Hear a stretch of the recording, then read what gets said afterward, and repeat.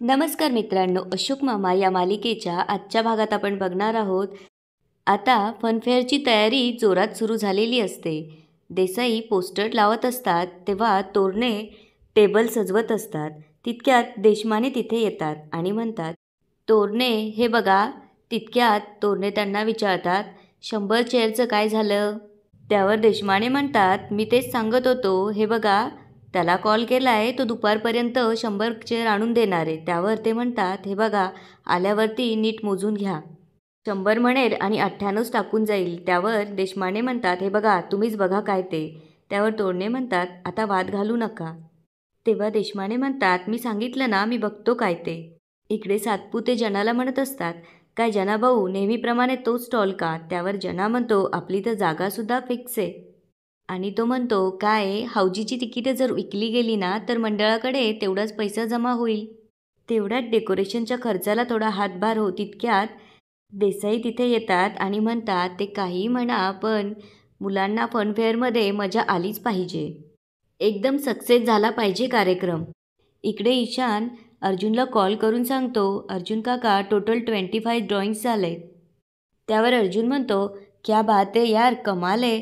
तेव्हा ईशान म्हणतो, तू मला शॉर्टलिस्ट करायला हेल्प कर ना प्लीज. मी तुला पिक्चर्स पाठवतो.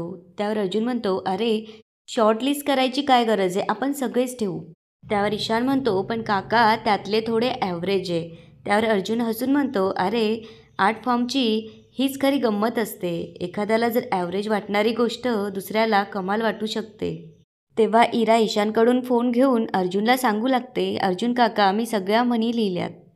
तेव्हा संयमी फोन घेऊन म्हणते, अर्जुन काका, by the way me cookies try केल्या, थोड्या गणल्या पण मी रेक्टिफाय केल्या. तेव्हा इरा म्हणते, अर्जुन काका, पण तू येणार आहेस ना? त्यावर अर्जुन म्हणतो, प्रयत्न करतो. त्यावर सगळेच म्हणू लागतात, अर्जुन काका, तुला यावंच लागणार आहे हं, प्लीज. तेव्हा अर्जुन म्हणतो, मला जरा काम आहे आता, मला ऑफिसला जावं लागणार आहे, त्यानंतर मी कळवतो, ओके. आणि तो फोन ठेवतो. इकडे अशोक मामा ऑफिसमध्ये त्यांचं काम करत असतात. तेव्हा योगिता म्हणते, काका, तुम्ही सलग 4 तासांपासून एका जागेवर बसून काम करताय, तुमची मान दुखेल. तेव्हा गायधनी म्हणतात, हो माझगावकर, तुम्ही एकसारखं स्क्रीन बघून तुमच्या डोळ्यांनाही त्रास होईल. तेव्हा योगिता म्हणते, चला काका, आपण पटकन 1 कप चहा पिऊ. त्यावर ते म्हणतात, नाही नको. तेव्हा हर्ष येऊन मुद्दामच त्यांना म्हणते, माझगावकर, प्रोजेक्ट अप्रूव्ह झालाय आपला.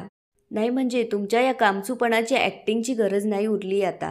तेव्हा योगिता विचारते, काका काय झालं, काही झालं आहे का? त्यावर अशोक मामा म्हणतात, प्रॉब्लेम वगैरे काही नाही आहे, आज लवकर काम संपवून घरी जायचं आहे. मुलं वाट बघत असतील. इकडे राधावहिनी आणि किशाभाऊ कपाटातून फाईल काढतात. तेव्हा राधावहिनी किशाभाऊला म्हणते, तुम्ही आता फोटो काढा बरं. तेव्हा किशाभाऊ म्हणतो, तुला इंग्लिश येते ना, मग वाच तू. त्यावर राधावहिनी म्हणते, माझं इंग्लिश म्हणजे डीओजी डॉग आणि सीएटी कॅटच्या पुढं गेलं नाही. तुम्ही एक काम करा, पटकन फोटो काढा, आपण एखाद्या माणसाला विचारू त्याचा अर्थ काय. सापडलं तर सापडलं.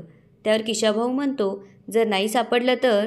तेव्हा राधावहिनी म्हणते, मग आपण एक काम करू, फाईल लपवून ठेवू आणि हरवली असं डिक्लेअर करून देऊ आणि परत सापडून द्यायचे पैसे घेऊ.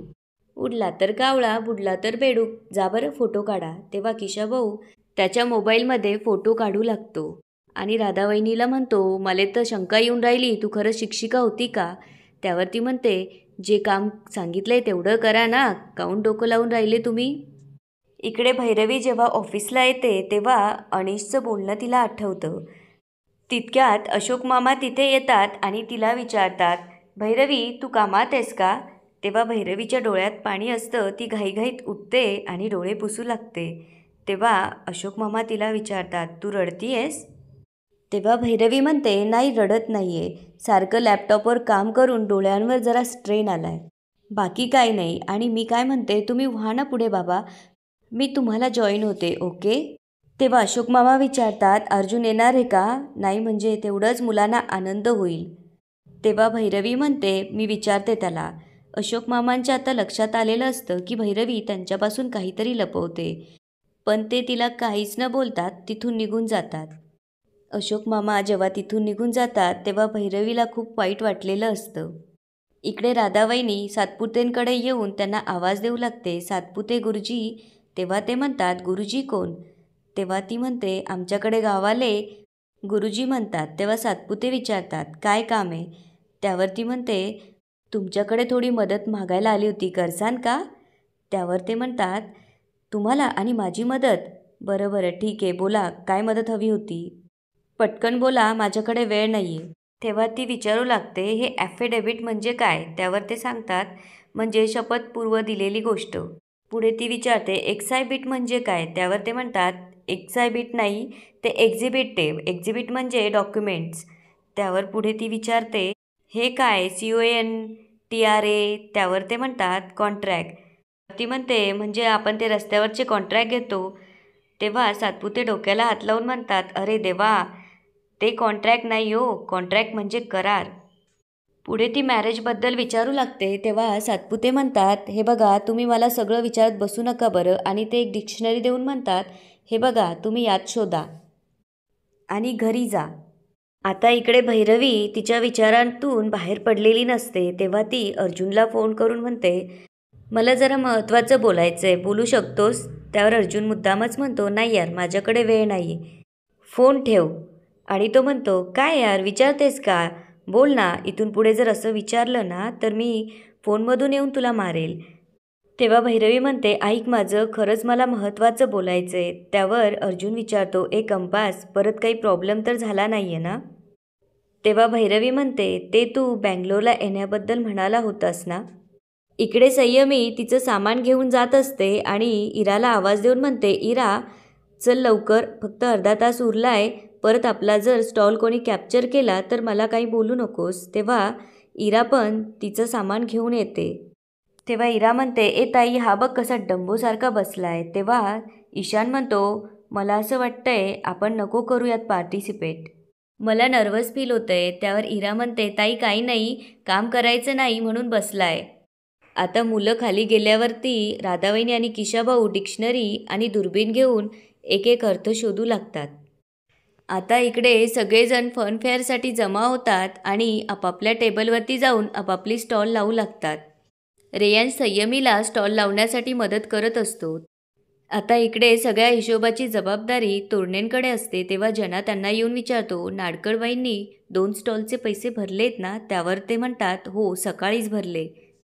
इकडे ईशान म्हणत असतो देसाई काकांनी ना आपल्याला मुद्दामच कॉर्नरचा स्टॉल दिलाय म्हणजे कोणी पण येईल आणि आपल्या वस्तूंना धक्का मारून खाली पाडेल. तेव्हा संयमी म्हणते गाईज माझ्याकडे एक आयडिया आहे. देसाई काका तिकडे कोपऱ्यात उभे ना, जाऊन पटकन बोलून या त्यांच्याशी, तोपर्यंत आम्ही सेटअप करतो.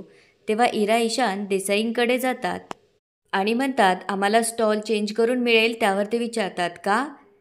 त्यावर ते म्हणतात तो कॉर्नरला असल्यामुळे सगळे ये जा करतात त्यामुळे आम्हाला डिस्टर्ब होतं. त्यावर देसाई म्हणतात आता तुम्ही पण तुमच्या आजोबांसारखी आमच्यावर आरेरावी करणार का. त्यावर ईशान म्हणतो काका आम्ही फक्त सांगतोय प्रभूबाईंना कसा मध्यभागी स्टॉल दिला. त्यावर देसाई म्हणतात अरे त्यांनी अगोदरच पैसे भरले होते, तुम्ही बुक करायला उशीर केलं ना. तितक्यात 2 मुलं बाहेरून येऊन ईशानचे ड्रॉइंग चोरून नेताना ईशान आणि इरा बघतात आणि चोर चोर म्हणून त्यांच्या मागे पळू लागतात. इकडे गायधनी भैरवीकडे येऊन म्हणतात भैरवी मला तुझ्याशी जरा महत्त्वाचं बोलायचं होतं. त्यावर भैरवी म्हणते बोला ना काय बोलायचं होतं. आणि ती विचारते टीम लीडर म्हणून काही चुकलंय का माझं. त्यावर गायधनी म्हणतात चूक तुझी नाही आहे, इतरांची झाली. त्यावर भैरवी म्हणते हो मला माहिती आहे, काही लोकांच्या चुका झाल्यात कामात. त्यावर गायधनी म्हणतात नुसतं तेवढंच नाही आहे पण आपल्या ऑफिसमधले बरेच जण तुझ्या अगेन्स्ट आहेत. तेव्हा भैरवी म्हणते म्हणजे कोण. हर्षा ना. मला माहिती आहे, खरं तर माझी मैत्रीण होती पण मलाच कळत नाही आहे ती अशी का वागती. जाऊ द्या तुम्ही अशा बारीक सारीक गोष्टींकडे लक्ष नका देऊ. तेव्हा गायधनी म्हणतात बारीक सारीक गोष्ट नाही आहे ही, मोठं ब्लंडर केलं आहे तिने. तेव्हा भैरवी म्हणते ब्लंडर. तेव्हा ते सांगू लागतात तू आणि अर्जुन जेव्हा रेस्टॉरंटमध्ये गेले होते तेव्हा तिथे हर्ष आणि निचुले पण होते ना. त्यावर ती म्हणते हो. त्यावर गायधनी म्हणतात तेव्हा त्यांनी तुमचे फोटो काढले होते आणि ते मेन ऑफिसला पाठवणार होते. हे ऐकल्यावर भैरवीला धक्का बसतो. तेव्हा गायधनी म्हणतात त्यांना हे सिद्ध करायचं होतं की तुझा बॉस कसा तुला फेवर करतोय आणि तुझा प्रोजेक्ट कसा तुझ्याकडून काढून घेतील. नशीब माझगावकरांनी वेळेतच सिच्युएशन हँडल केली, नाहीतर काय झालं असतं माहीत नाही. तेव्हा भैरवी म्हणते आय कांट बिलीव्ह धिस आणि ती रागातच हर्षाला कॉल करून इमिजिएटली केबिनमध्ये बोलवून घेते. तेव्हा हर्षा येऊन भैरवीला विचारते, भैरवी बोलवलं होतंस, काय झालं? तेव्हा भैरवी तिला रागातच म्हणते, तुला लाज नाही वाटत हर्षा माझ्याविरुद्ध चीप गेम खेळायला? तेव्हा हर्षा विचारते, मी काय केलंय? त्यावर भैरवी म्हणते, तुला चांगलंच माहिती आहे तू रेस्टॉरंटमध्ये काय केलंय. तेव्हा हर्षा गायधनींना म्हणते, ओ गायधनी, चहाडी केलेली दिसते तुम्ही, हाऊ डेअर यू. तेव्हा भैरवी तिला म्हणते, हे बघ त्यांच्याशी या शब्दात बोलायचं नाही, सांगून ठेवते. तेव्हा हर्षा म्हणते, oh come on, Bhairavi photo delete केले आणि तू वाचलीस ते फक्त तुझ्या सासऱ्यांमुळे, just because you are lucky. आणि तू कशी टीम लीडर म्हणून कॅपेबल नाही हे हर्षा तिला सांगू लागते. आणि याच ठिकाणी आजचा एपिसोड संपतो. आता पुढे काय होणार ते बघूया उद्याच्या एपिसोडमध्ये. धन्यवाद.